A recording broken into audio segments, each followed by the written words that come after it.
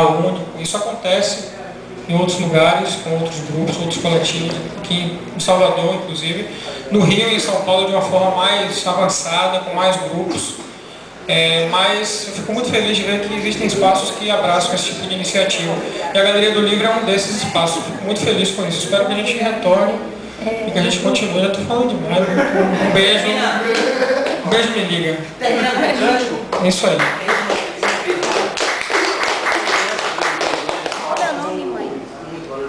Vamos fazer a marchinha do Muito Barulho por Nada, é o nosso hino. A gente faz ele, a celebração final. Todos podem gritar, bora Bahia. Você pedindo o quê? Judia. Judia de mim?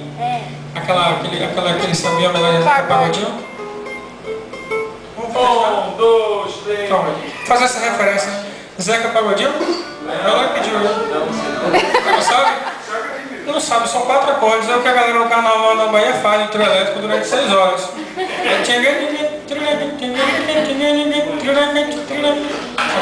Mais tranquilo, a gente faz a marchinha. Então, esse é o refrão de Zeca Pagodinho. Tem uma menina, uma judia, que estudava na faculdade de comunicação. A gente acabou fazendo esse samba em homenagem a ela. O nome dela é Ida. Trocadilhos. Era dia de folga, eu fui na sinagoga encontrar minha judia linda. Era dia de folga, eu fui na sinagoga encontrar minha judia linda.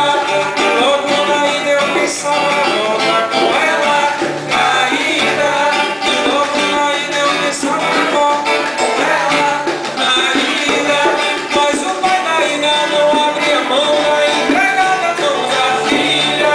Mas o pai da Ida não abria mão da empregada mão da filha. Vale mais que a vale, ainda mais doce se o tributo fosse pagar. Vale mais que a vale, ainda mais doce se o tributo fosse pagar.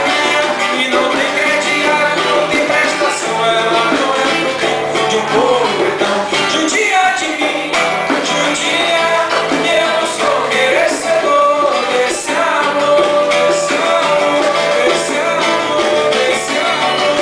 Judia de mim, judia, eu não sou merecedor desse amor, desse amor, desse amor, desse amor. Ai, ai, ai,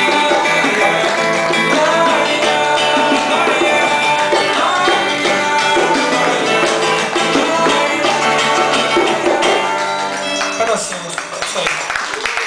Judia de mim. Tá gravado lá no blog, tem essa gravação desse samba. Pra encerrar, o hino do coletivo. 1, 2, 3. Muito barulho.